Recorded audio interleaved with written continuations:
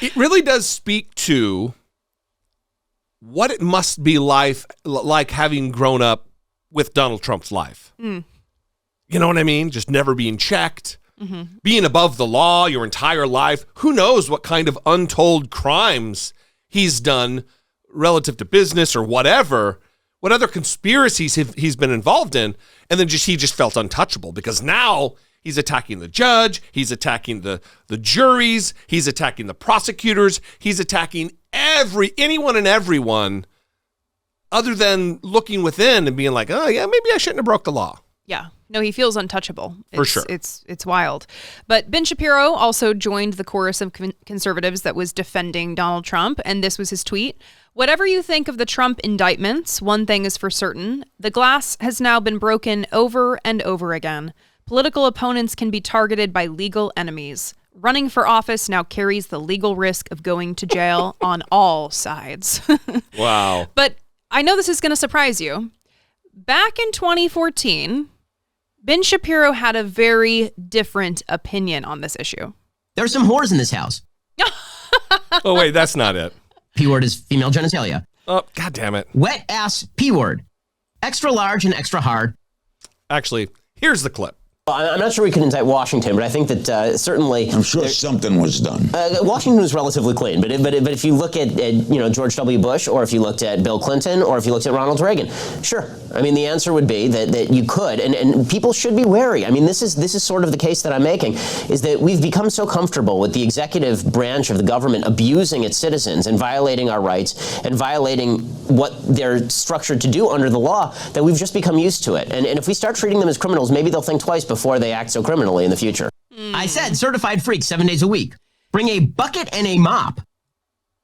Maybe if we start treating them like criminals. Yeah. Huh. That's an idea that I think I agree with. It is remarkable what the grift does to people. Like, he was never like a clear thinker or a decent person. He's always been just a shameless bigot. But the grift makes him even worse. Like, now it's just dignity-free performances left and right every single day on his program. He has built a persona around audience capture and how hateful and how many clicks they can get from their bigoted audience. It's nuts. Yeah, the same thing is definitely happening with Megyn Kelly. And again, these people start out being not great. Right. They already have bad opinions. They have an openness to the grift. Right. And then it's just like, why not lean in if it's going to pay the bills? Why not just take it all the way to its end conclusion here? So the next clip that we're going to play is another conservative. I did not know who this guy is. His name is Mike Davis. He says he's the former chief counsel for nominations to the Senate Judiciary Chairman Chuck Grassley. Mm-hmm. So that's a great accolade. Great. And then he's also the founder and president of the Article 3 Project, A3P, and that is the organization that defends constitutionalist judges and the rule of law. Yeah. And he also is opposed to cancel culture and fighting against the woke mob. You're just getting everything in there in his CV, huh? I mean, what kind of a conservative resume is it if you don't announce your opposition to the woke mob and cancel culture? Yeah. So Mike Davis here is really going to be leaning into the panic that conservatives are experiencing in their inability to protect Donald Trump from the inevitable consequences of his actions. And in this clip, he's going to go so far as to saying that there needs to be statutes amended so that Brian Kemp, the governor, has the ability to pardon Donald Trump. More than crossing the Rubicon, it is only illegal to object to elections in third world Marxist hellholes, and now in New York, D.C., and Atlanta. As far as presidential pardons go, Mike, this is different, right? This is set aside. A state indictment, a state conviction is a different animal than a federal conviction. Is that a fair assessment?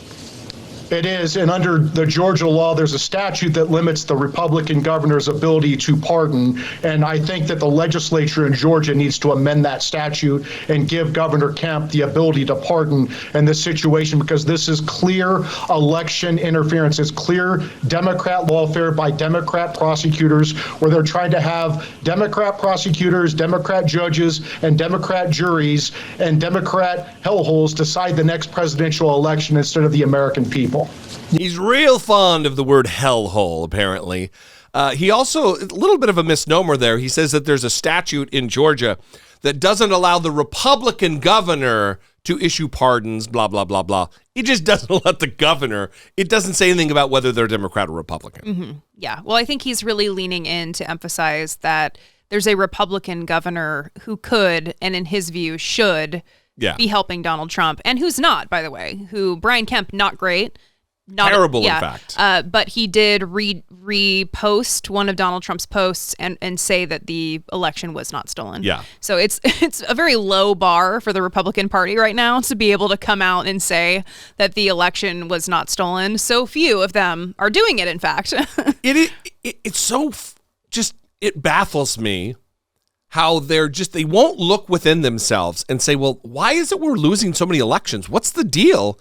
Oh, is it our policies? No, they won't even do that. It's just, no, it must be rigged. It's a conspiracy against us. Mm-hmm. Rather than, how wildly out of step we are on policy after policy after policy with the vast majority of American people. I mean, the number of Americans, both Democrat and Republican, everyone who approve of abortion as for healthcare access is in the 60s, in the high 60s. And they are doubling down, tripling down, quadrupling down on this despotic, tyrannical, hateful, oppressive, abusive policy banning abortion.